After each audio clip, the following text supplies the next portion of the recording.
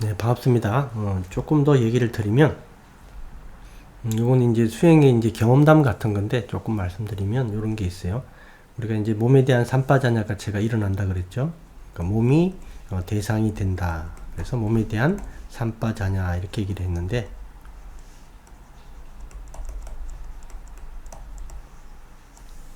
그 다음에 이제 마음에 대한, 이걸 이제 나중에, 이걸 한참 한 다음에, 그 몸에 대한 산파자냐가 일어나면 그 몸에 대한 우리가 가지고 있었던 여러 가지 욕망이 있죠. 그게 많이 제거됩니다. 그게 제거되기 때문에 마음이 청정해지기 때문에 마음을 대상으로 볼 수 있는 그런 힘이 생겨요. 즉 선정이 더 깊어지고 선정이 더 날카로워진다. 그래서 마음을 대상으로 보게 되죠.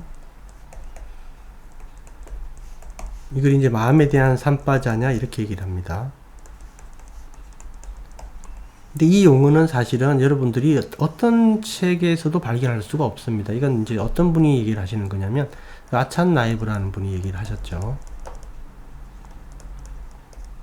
아찬 나이브께서는 앞 시간에도 말씀드렸지만 도가를 다 성취하신 다음에 지식 이론 공부를 하셨어요. 스승께서 이렇게 가르쳤어요. 이렇게. 왜 그랬냐면 우리가 이론 공부를 충분히 아무리 열심히 하더라도 우리가 실체를 경험하지 못하면 그 이론은 완전하지 못하다.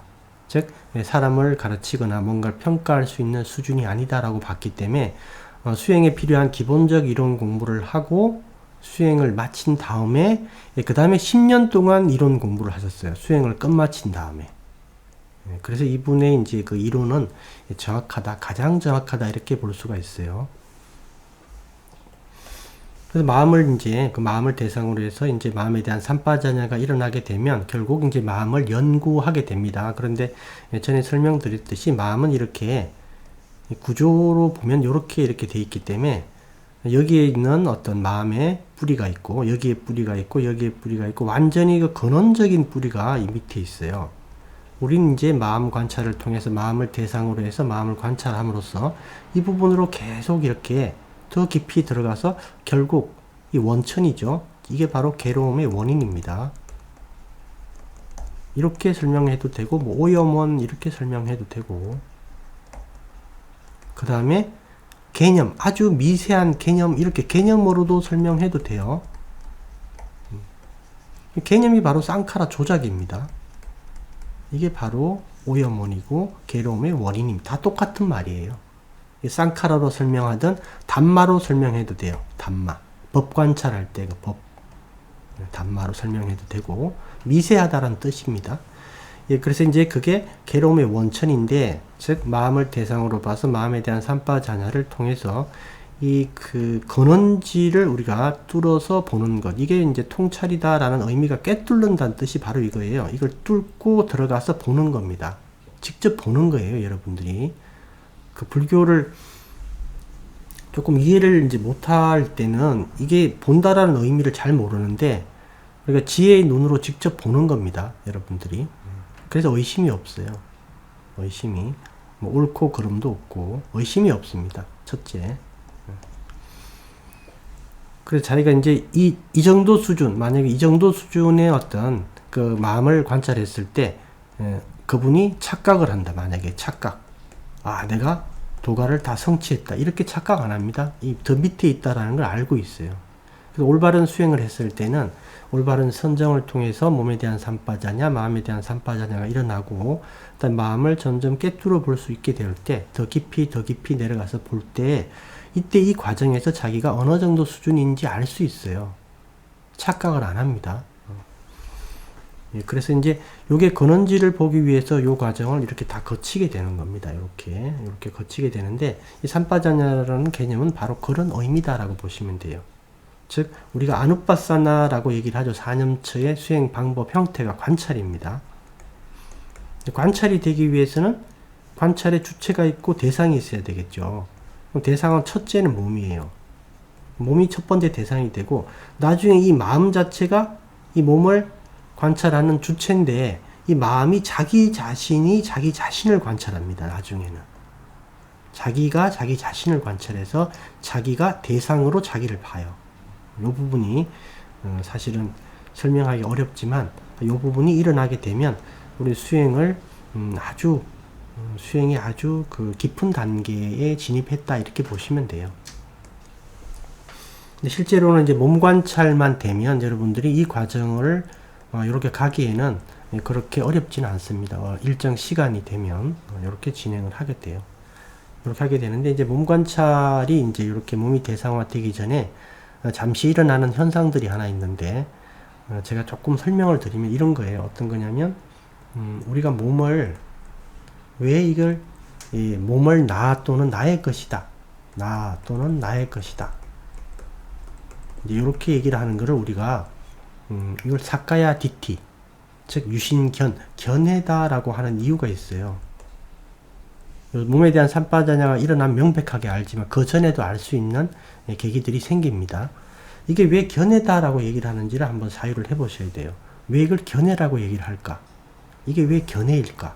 이 개념이라는 뜻입니다. 우리가 만들어 놓은 개념이에요. 우리가 조작한 개념. 이게 바로 괴로움의 원인 중에 하나입니다. 이게 나 또는 나의 것이 있기 때문에 이게 나 또는 나의 것이기 때문에 귀중하고 이걸 누가 침해하게 되면 거기에 대해서 공격을 하게 되고 이걸 위해서는 다른 존재들의 어떤 희생을 또 감수하게 되고 그렇습니다. 그래서 조금 더 퍼져서 나 또는 나라는 게 제일 중요하고 그 다음에 이제 나의 것이 중요하고 그렇죠. 그래서 나의 가족, 그 다음에 더 넓게 나의 친구, 그 다음에 나의 이웃, 그 다음에 나의 고향, 나의 국가 이렇게 계속 넓혀가는데 이 근원지에는 우선 그 견해라는 게 하나 있다라는 겁니다. 나라는 견해. 거기에서 출발을 하게 되는 거죠. 그래서 이제 수다원 도가를 성취하는 게 바로 올바른 견해, 사카야 디티가 제거되는 삼마 디티가 일어난다라고 얘기를 하는 게 그거죠. 이렇게 이제 진행이 되는데 이게 이제 수행, 우리 몸에 대한 삼파자장가 일어나기 전에 어떤 것들을 경험할 수가 있냐면, 우리가 이제 정지 상태, 우리가 가만히 있는 정지 상태에 있을 때, 마음은 몸을 스캔합니다, 몸을. 마음이 일정 시간에 따라서 몸을 스캔하게 돼요. 자동적으로. 여러분들이 이제 사띠가 날카로우면 이걸 알 수가 있어요.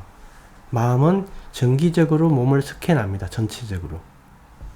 요런 걸 하나 이제 경험할 수 있고, 그 다음에 뭘 또 경험할 수 있냐면, 우리가 움직일 때, 몸 전체를 움직일 때가 있고, 몸 일부를 움직일 때가 있겠죠. 만약 예를 들어서 이제 팔을 움직인다라고 했을 때, 우리는 당연히 팔을 움직인다라고 생각하는데 그 절차가 있어요. 어떤 절차냐면, 첫 번째 절차는 팔을 인식합니다. 먼저 팔 인식. 팔을 인식한 다음에 그때 움직여요. 여러분들이 이걸 나중에 사띠를 이렇게 자꾸 수행을 하다 보면 이걸 좀 경험할 수가 있고 경험 못 하더라도 상관없습니다. 없는데 이렇게 보게 되면 우리는 당연히 내 팔이기 때문에 내가 팔을 그냥 움직이겠다고 마음 먹으면 팔을 그대로 움직인다라고 생각하는데 그렇지가 않고요. 팔을 먼저 인식한 다음에 팔의 위치와 팔의 상태를 인식한 다음에 움직입니다. 그 뜻은 뭐냐면 몸과 마음이 이렇게 가나산냐 한 덩어리가 아니라는 뜻이에요. 원래 몸과 마음이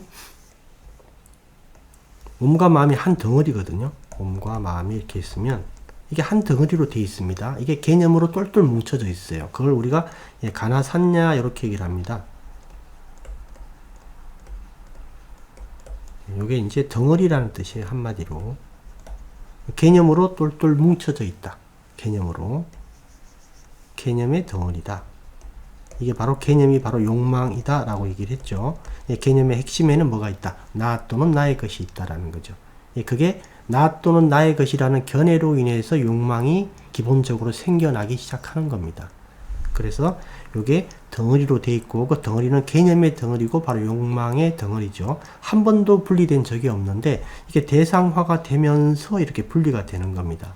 근데 이 분리를 우리가 대상화되기 전에 사띠를 통해서만으로도 이렇게 경험할 수 있다라는 거예요. 만약에 이게 사띠가 날카로워질 때 마음이 왜 몸 전체를 스캔하냐면 이게 몸과 마음이 한 덩어리다라는 건 개념이 있기 때문에 이게 실체가 아니기 때문에 몸이 지금 한 덩어리라고 마음이 시간에 일정 시간마다 이렇게 스캔을 한번 해줘야지 이게 유지가 된다라는 거예요. 유신견이.